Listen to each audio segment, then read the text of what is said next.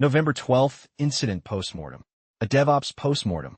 It's 15:43 Universal Time, coordinated on November 12th, 2020, and the first red flags start screaming across the internal monitoring dashboards. At first, it looks like a localized hiccup, a network partition in one of the data centers, but things are about to spiral fast. By 1600 hours Universal Time coordinated, the silence from GitHub.com becomes deafening as the platform goes dark for the vast majority of users. This isn't just a minor glitch. It's a full-scale collapse of services across the board. Somewhere in the infrastructure, a primary MySQL database is struggling to breathe, choked by a combination of physical isolation and a nasty bug in the internal routing configuration that keeps feeding it doomed traffic. In an instant, one of the world's most critical development hubs becomes a ghost town. The stakes are massive, the clock is ticking, and the engineers are about to face a nightmare scale. Picture this. It's November 12th, 2020, and GitHub, the literal backbone of the modern developer ecosystem, is starting to buckle. For millions of engineers globally, GitHub isn't just a website. It's where the code lives, where projects are hosted, and where the world's software gets built. When their primary MySQL database hit a wall due to a network partition, that entire house of cards started to shake. By 1600 hours Universal Time coordinated, the site became effectively unavailable for most users, meaning thousands of developers were suddenly staring at spinning icons instead of their code. This wasn't just some minor glitch in a niche app. This was a massive infrastructure failure affecting every core service.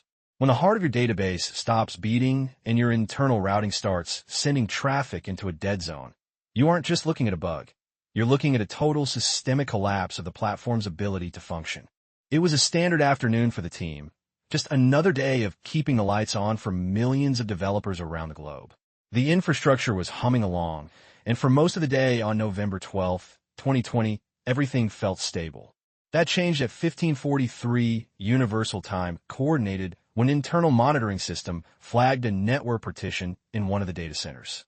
It started as just another blip on a dashboard, a localized hiccup in connectivity.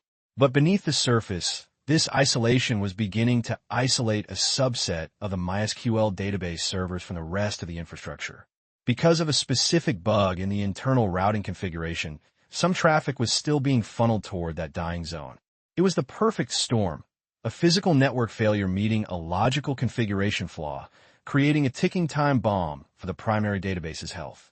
The calm was about to evaporate. It started at 15:43 Universal Time, coordinated on November 12th, 2020. It wasn't a bang. It was a ghost in the machine, a network partition lurking in one of GitHub's data centers. The internal monitoring systems caught the flicker first, flagging that specific isolation before the humans even knew something was wrong. By 15:47 Universal Time coordinated, engineers were already digging into the logs, trying to pin down where the signal was dropping. They were fighting a shadow for 13 minutes before the lights went out completely. At exactly 1600 hours Universal Time coordinated, GitHub_com went dark for the vast majority of users. The unhealthy status of the primary MySQL database wasn't just a warning. It was a brick wall. Because of a bug in the internal routing configuration, traffic kept trying to shove its way into that partition zone, creating a chaotic loop that left the system gasping for air while the engineers scrambled to find the source of the bleed. It started with a ghost in the machine at 15:43 Universal Time coordinated.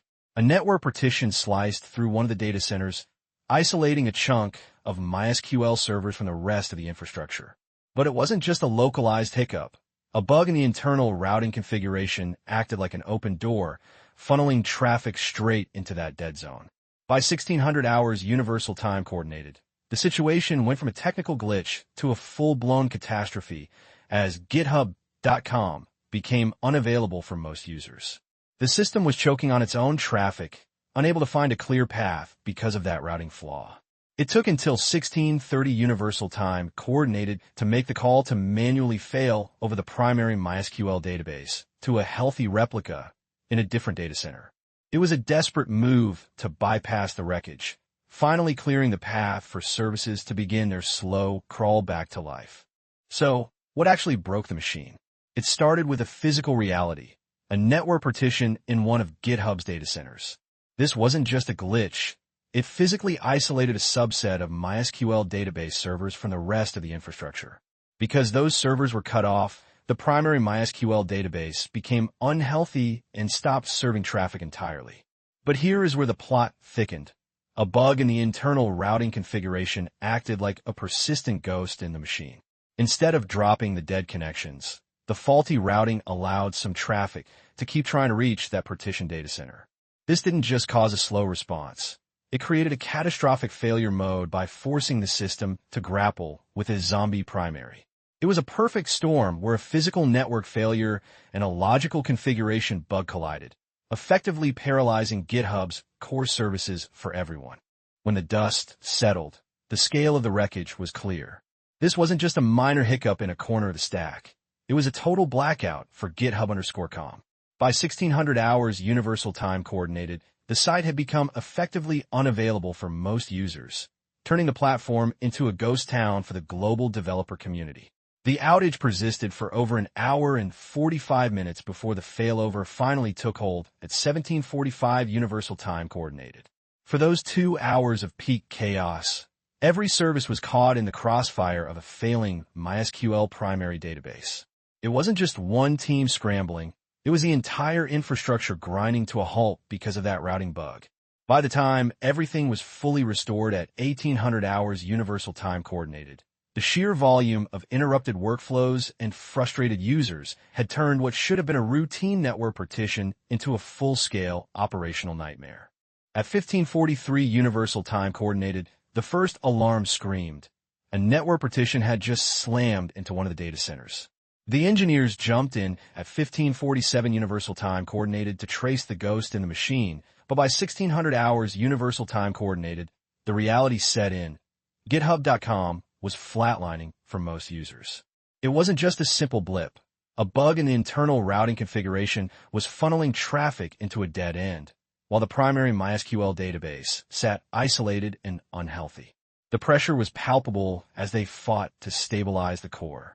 By 1630 Universal Time Coordinated, the call was made to manually fail over that primary MySQL database to a healthy replica in a different data center. It was a high-stakes move under a ticking clock. The failover finally took hold at 1745 Universal Time Coordinated, and by 1800 hours Universal Time Coordinated, the systems were fully restored, ending one of the most grueling hours on shift. By the time the clock hit 1630 Universal Time Coordinated, the room was tense. We knew the primary MySQL database was effectively a ghost in the machine. The fix wasn't some elegant, automated magic trick. It was a manual failover to a healthy replica sitting in a completely different data center. It was a heavy lift, but it finally severed the ties to the partition zone and allowed services to begin their crawl back to life. By 1745 Universal Time Coordinated, the transition was complete. To make sure we never sat in that same hot seat again, the team moved to overhaul the internal routing configurations that let traffic bleed into dead zones. We started pushing for automated failover processes and beefed up our tooling specifically designed to sniff out network partitions before they could cascade into a total blackout. It wasn't just a patch. It was a fundamental hardening of how we handle infrastructure isolation. Look, the scars from November 12th aren't just for show. They're a roadmap of where we can still get tripped up. The reality is that when that network partition hit at 1543 Universal Time Coordinated, it exposed exactly how fragile our stance on automatic systems can be. We learned that relying on manual failovers to move the primary MySQL database to a healthy replica isn't a strategy. It's a desperate gamble against the clock.